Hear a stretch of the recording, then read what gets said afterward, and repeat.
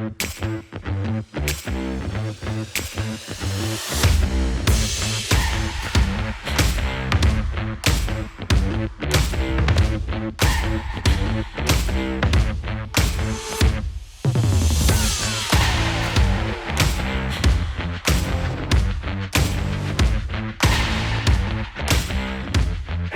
Shahar, welcome to FTT DeFi.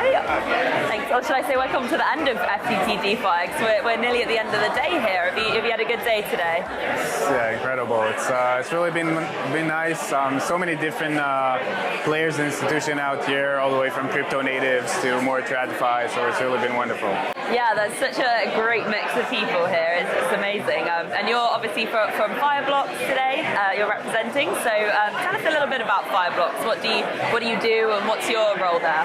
Yeah, so Fireblocks, in fact, is the leading wallet infrastructure provider for institutions in the space. Currently serving 1,500 customers, all the way from crypto native, hedge funds, and different family offices, all the way to big banks, Bank of New York Mellon, big, exchanges, retail providers. And in Fireblocks, I'm a product manager for DeFi and Web3.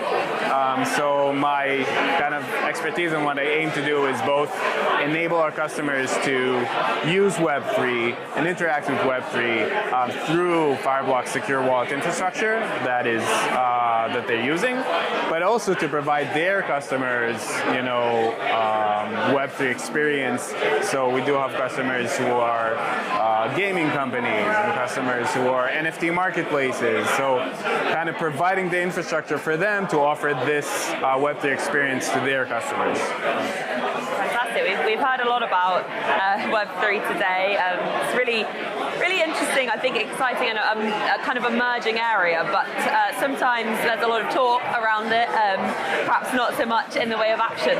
So tell me, what are some of the kind of real trends that you're seeing in terms of emerging case studies and use cases for Web3? How are institutions using Web3? So it's very interesting. Yeah, I think Web3 is something that, as you say, a buzzword. I think it's a common sentiment that really now we're just seeing the tip of the iceberg of everything that's going to happen in this space. But interestingly enough, in Fireblocks, we see more and more of the customers that come to us have different and interesting use cases other than traditional finance and financial institutions. So, for example, NFT marketplaces, NFT trading is something that we see more and more of. Gaming is an industry that really is going hard into the Web3, ecosystem.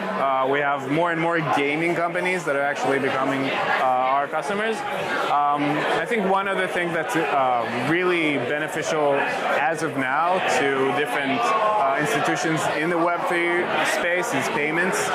All of the institutions have some kind of payments, whether from their customers or between each other. And this is something that Web3 really simplifies and does, cheaper, better, faster.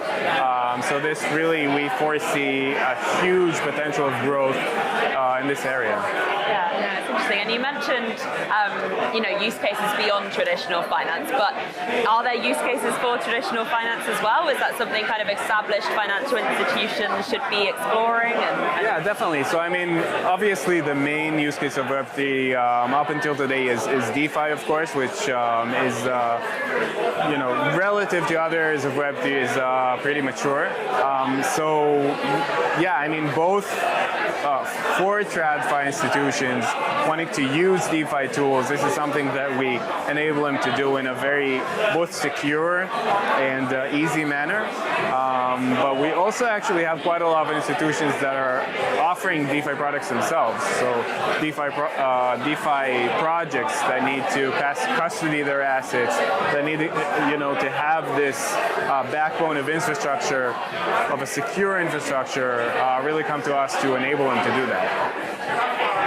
And I realize from maybe should have started with this question, but if you had to do a short summary, how would you summarize Web3 for anyone who kind of doesn't really know what that concept is about, or perhaps has heard a few different explanations and theories along the way? How would you kind of summarize that?